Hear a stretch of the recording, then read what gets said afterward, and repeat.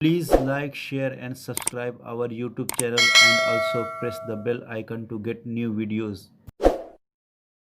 तफसील बताई थी कि नजासत जिस्म से कहीं से भी खारिज हो जाए या निजासत निकल के बह पड़े, अगर क़ज़ाए हाजत की जगहों से निजासत खारिज हुई है तो नज़र भी आ जाए वज़ू टूट जाएगा, और क़ज़ाए हाजत के अलावा जगहों से अगर निजासत खारिज हुई है, खून वगैरह है जैसे, तो जब तक निकल के बहेगा नहीं तो उस वक्त तक वज़ू नहीं टूटेगा।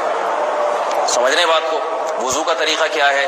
सबसे पहले दोनों हाथों को धोया जाए, 3 दफ़ा कुल्ली की जाए, मिसवाक की जाए, 3 दफ़ा नाक में पानी डाला जाए, फिर पूरे चेहरे को पेशानी, ये जो है जहाँ से पेशानी हमारी शुरू हो रही है और थोड़ी के नीचे, थोड़ी जहाँ ख़त्म हो रही है, और एक कान की लौ से दूसरे कान की लौ तक 4 आज़ा हैं वज़ू में धोना फ़र्ज़ हैं। 1 चेहरा, नंबर 2 बाजू, नंबर 3 सर का मसा, चौथाई सर, और नंबर 4 पाँव को धोना। इसकी दलील कुरान मजीद की मशहूर आयत है, फ़ग़सिलू वुजूहकुम व अयदियकुम इलल मराफ़िक़। अल्लाह फरमाते हैं, ईमान वालों, जब नमाज का इरादा हो तो अपने चेहरों को और अपने हाथों को धो, सर का मसा करो और पाँव को टखनों समेत धोने का हुक्म है कुरान मजीद में। अलबत्ता सर के बारे में ये नहीं आया पूरे सर का मसा करो, बल्कि आ रहा है वमसहू बिरुऊसिकुम, बा का लफ्ज़ है, बा आती है तबईज़ के लिए कि सर के बाज़ हिस्से का मसा। अब बाज़ हिस्से का कुरान हदीस में कहीं तज़किरा नहीं है, तो इसमें फ़ुक़हाए किराम के इज्तिहादात हैं। इमाम शाफ़ी फरमाते हैं थोड़ा सा भी टच कर लिया सर को हो जाएगा। इमाम अबू हनीफ़ा फरमाते हैं नहीं, कम से कम 1/4 का होना ज़रूरी है। सबके अपने अपने दलाइल हैं, उन दलाइल में मैं नहीं जाता। फ़िक़्ह हनफ़ी को जो फॉलो करने वाले हैं तो उनको चाहिए कम से कम 1/4 सर का मसा, ये फ़र्ज़ होने के लिए ज़रूरी। मगर सुन्नत क्या है? पूरे सर का मसा। नबी सल्लल्लाहु अलैहि वसल्लम दोनों हाथों को भिगो के पूरे सर का मसा करते थे ऐसे। समझ रहे बात को? और मसा के जो ये टेक्निकल तरीक़े हैं कि आप यूं पहले उंगली बनाएं, फिर यूं लेकर जाएं, फिर यूं घुमा के लाएं, फिर यूं, ये टेक्निकल तरीक़े हदीस से साबित नहीं। मसा का तरीक़ा क्या है? भीगा हुआ हाथ लेके ऐसे पूरे सर को हो गया। फिर हदीस में ये भी है कि यूं ले जाओ, और ये भी है कि दो वापस भी लेकर आओ, दोनों तरह से साबित। तो ऐसे भी कर सकते हैं कि यूं ले जाएं, और ऐसे भी कर सकते हैं लेके जाएं और फिर वापस भी ले आएं, दोनों तरीक़े जायज़ हैं। लेकिन कम से कम सुन्नत इतनी है कि पूरे सर का मसा होना चाहिए। बाज़ लोगों को शो मारने का शौक़ होता है, अगर वो वापस लाए तो बाल उनके ख़राब हो जाते हैं, कहते हैं यार ये फिर मसला ख़राब हो जाएगा, तो फिर ऐसे लोग सिर्फ यूं ही ले जाएं, काफ़ी है। अफजल तो ये कि यूं भी ले जाएं, यूं भी ले जाएं, दोनों तरह से सही है, बहरहाल दोनों हदीस से साबित है। समझ रहे बात को? और यहाँ एक अहम मसला बता दूँ, कुरान मजीद ने पाँव को धोने का हुक्म दिया है, पाँव पे मसा करने का हुक्म नहीं दिया।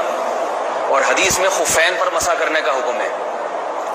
तो कुरान और हदीस को फुक़हा ने जमा किया है, लिहाजा वो मोज़े जिनमें आसानी से पाँव धोए जा सकते हैं उनमें चारों आइम्मा के नज़दीक पाँव पे मसा करना जायज़ नहीं।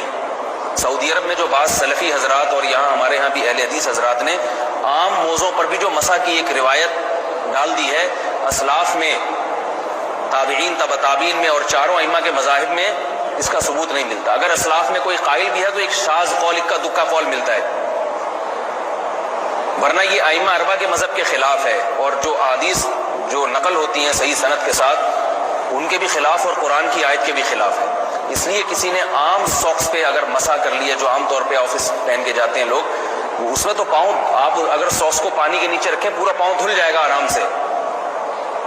तो वहाँ क्या हो रहा है कि कुरान मजीद के हुक्म की मुखालफत लाजिम आ रही है, आप पाँव धो नहीं रहे। तो इसलिए हम ये समझते हैं कि इस सूरत में नमाज अदा नहीं होगी। सऊदी अरब में बाज़ सलफ़ी हज़रात नमाज़ पढ़ाते हैं, वो ऐसे ही करते हैं कि आम सॉक्स पे मसा करके नमाज़ पढ़ा लेते हैं। तो फतवा इसी पर है कि उनकी, अगर किसी को यकीन है कि इसने आम सॉक्स पे मसा करके नमाज़ पढ़ाई है तो उसके पीछे नमाज अदा नहीं होगी, क्योंकि कुरान के मुताबिक उसका वज़ू हुआ ही नहीं है। सदियों तक कोई भी इस कौल का कायल नहीं रहा है कि आम सॉक्स पे भी मसा हो जाता है। ये इब्न तैमिया रहमहुल्लाह ताला 7वीं सदी में इसके कायल थे, और ताबीन में इक्का दुक्का कौल मिलते हैं इसके, लेकिन शाज़ कौल हैं, मरजूह कौल हैं, जिन पर उम्मत ने फतवा नहीं दिया। और अब सऊदी अरब में बाज़ सलफ़ी हज़रात इसके कायल हैं। हमारे यहाँ अहले हदीस हज़रात भी चूँकि अक्सर सऊदी अरब के सलफ़ी हज़रात ही को फॉलो करते हैं, तो इन्होंने भी वहीं से ये फतवा लिया है। लेकिन आइम्मा अरबा के मज़हब में और दलाइल के लिहाज से देखा जाए तो ये मज़हब कमज़ोर है। कुरान ने पाँव को धोने का हुक्म दिया, आप धोएंगे पाँव जब तक धोना मुमकिन है।